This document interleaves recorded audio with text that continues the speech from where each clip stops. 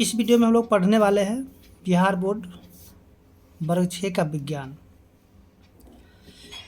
हमने जो पिछले वीडियो में अध्याय 3 के जितने भी नोट्स था उन सभी को हल कर लिया है और आज जो हम लोग अध्याय 3 के ही जो प्रश्न उत्तर होगा उन सभी को हल करेंगे।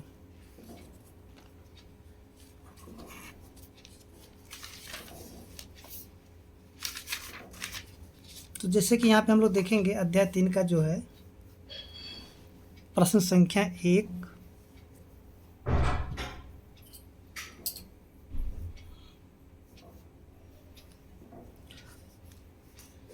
देखिए प्रश्न संख्या 1 में दिया गया है निम्नलिखित तंतुओं को प्राकृतिक तथा मानव निर्मित में वर्गीकृत कीजिए। जैसे कि यहाँ पे देखेंगे दिया हुआ है नायलॉन, ऊन, रुई, रेशम, पॉलिस्टर, पटसन। तो इसमें ये बताना कि इसमें से कौन सा जो है प्राकृतिक तंतु है और कौन सा जो है मानव निर्मित तंतु है। चलिए हम लोग यहाँ पे देखते हैं। तो यहाँ पे हम लोग देखेंगे जैसे कि यहाँ पे दिया गया है प्राकृतिक। देखिए प्राकृतिक में कौन कौन सा हो जाएगा, ऊन हो गया, रुई, रेशम तथा पटसन। इसके बाद जो है ना मानव निर्मित हो जाएगा नायलॉन और पॉलिस्टर। ठीक है, तो इस प्रकार से जो 1 नंबर प्रश्न था उसके यहाँ पे उत्तर हो चुका है। और आगे जो हम लोग देखेंगे प्रश्न संख्या 2 के,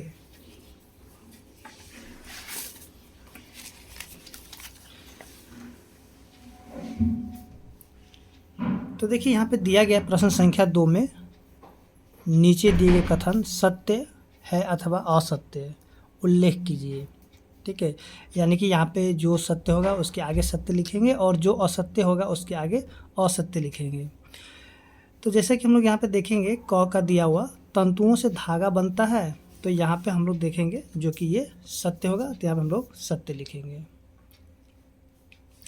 इसके बाद जो कताई, सॉरी यहाँ पे ख नंबर, कताई वस्त्र निर्माण की एक प्रक्रिया है, तो ये भी क्या होगा, सत्य होगा। तो आप यहाँ पे इसको लिख सकते हैं सत्य। इसके बाद जो है गौ में जूट नारियल का बाहरी आवरण होता है, तो ये बिल्कुल सही है, इसलिए यहाँ पे सत्य लिखेंगे। ठीक है, यहाँ से आप देख करके लिख सकते हैं। यहाँ पे दिया हुआ गौ का सत्य, घ का सत्य, च का सत्य और छ का असत्य। ठीक है, तो यहाँ से हम लोग देख लेते हैं। घ में दिया गया रुई से बिनोले बीज हटाने की प्रक्रिया को ओटना कहते हैं, बिल्कुल सही है, यानी कि ये सत्य हो जाएगा। इसके बाद जो धागों की बुनाई से वस्त्र का एक टुकड़ा बनता है, तो ये भी क्या हो जाएगा, सत्य होगा। इसके बाद जो है च में रेशम तंतु किसी पादप के तने से प्राप्त होता है, तो ये गलत होगा क्योंकि रेशम तंतु जो है रेशम के कीड़े के द्वारा ही प्राप्त होता है। ठीक है, कहता है यहाँ पे जो 6 नंबर है पॉलिस्टर एक प्राकृतिक तंतु है, तो ये क्या हो जाएगा, असत्य हो जाएगा। ठीक है, ये मानव निर्मित तंतु है, जैसे कि अभी हम लोगों ने यहाँ पे देखा था पॉलिस्टर को। ठीक है, अब जो यहाँ पे हम लोग देखेंगे जो ये प्रश्न संख्या 3 है, रिक्त स्थानों की पूर्ति कीजिए। ठीक है, यहाँ पे खाली जगह दिया हुआ और फिर यहाँ पे खाली जगह से पादप तंतु प्राप्त किए जाते हैं।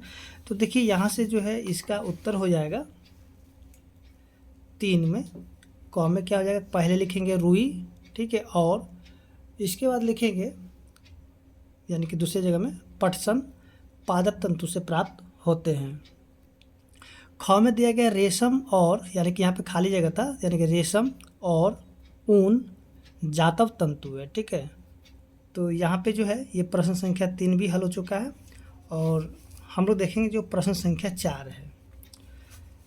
देखिए प्रश्न संख्या 4 में जो दिया गया है वैसे वस्त्र के तंतु जो पौधे एवं जंतुओं से प्राप्त होते हैं कहलाते हैं। तो यहाँ पे दिया गया है 1 नंबर में प्राकृतिक तंतु, 2 नंबर में मानव निर्मित तंतु, 3 में प्राकृतिक एवं मानव निर्मित तंतु और 4 में दिया हुआ इनमें से कोई नहीं। ठीक है, तो इसका उत्तर क्या हो जाएगा, तो देखिए यहाँ से जो इसका उत्तर हो जाएगा, इसके जो उत्तर हो जाएंगे यानी कि क नंबर हो जाएगा। ठीक है, प्राकृतिक तंतु, तो यहाँ पे लिखा गया है प्राकृतिक तंतु। ठीक है, तो आप यहाँ से इसको टिक कर सकते हैं यहाँ से। सॉरी यहाँ पे कौन है, 1 नंबर होगा, तो यहाँ पे क लिखा गया है तो 1 नंबर हो जाएगा। ठीक है, यहाँ पे 1 नंबर। उसके बाद जो है मानव निर्मित तंतु हैं पॉलिस्टर, नायलॉन। इसके बाद जो है हम लोग देखते हैं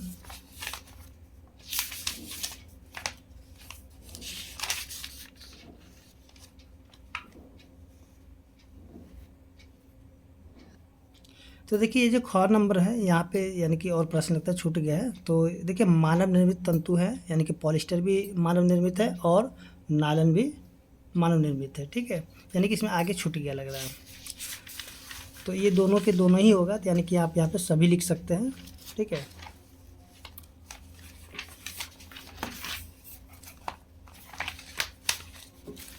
इसके बाद जो है ग नंबर, देखिए बिहार के निम्न जिले में जूट अधिक उगाया जाता है, यानी कि कौन से जिले में उगाया जाता है, कटिहार यहाँ पे दिया हुआ, मधेपुरा, सहरसा, उपयुक्त सभी। तो देखिए यहाँ पे जो जूट जो है ना, यानी कि ये तीनों ही जिले में उगाया जाता है, तो यानी कि उपयुक्त में सभी हो जाएगा। ठीक है, यानी कि इसका आंसर क्या हो जाएगा, 4 नंबर। इसके बाद जो घ नंबर दिया हुआ, रेशों से धागा बनाने की प्रक्रिया कहलाती है। ठीक है, अब क्या हो जाएगा, कताई, बुनाई, धुनाई या फिर रंगाई।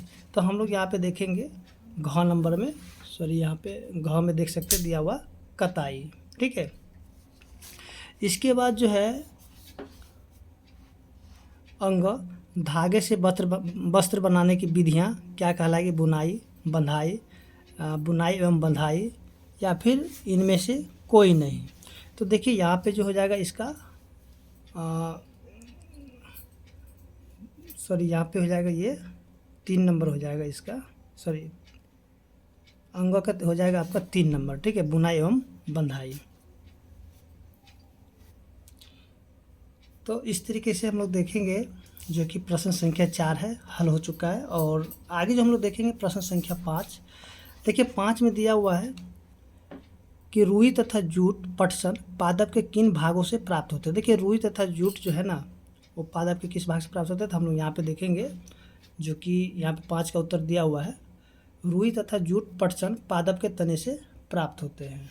ठीक है, इसके बाद जो है नारियल तंतु से बनने वाली 2 वस्तुओं के नाम लिखिए, यानी कि 6 नंबर प्रश्न है। देखिए नारियल तंतु से बनने वाली 2 वस्तुओं का नाम क्या हो जाएगा, चटाई और रस्सी। आगे जो हम लोग देखेंगे प्रश्न संख्या 7, तंतुओं से धागा निर्मित करने की प्रक्रिया स्पष्ट कीजिए। तो यहाँ से आप देख सकते हैं जो कि प्रश्न संख्या 7 के उत्तर दिए गए। यहाँ से देखिए तंतुओं से धागा निर्मित करने की प्रक्रिया इस प्रकार है, जब कपास के फूल पूरी तरह से तैयार हो जाने पर उजला रेशम गोलक के रूप में दिखने लगता है, तब कपास को हाथों से चुना जाता है। फिर बड़े बड़े मशीनों की सहायता से कपास को ओटी जाती है। फिर वस्त्र बनाने से पहले सभी तंतुओं को धागों में परिवर्तित कर लिया जाता है। ठीक है, तो यहाँ से आप इसको लिख सकते हैं।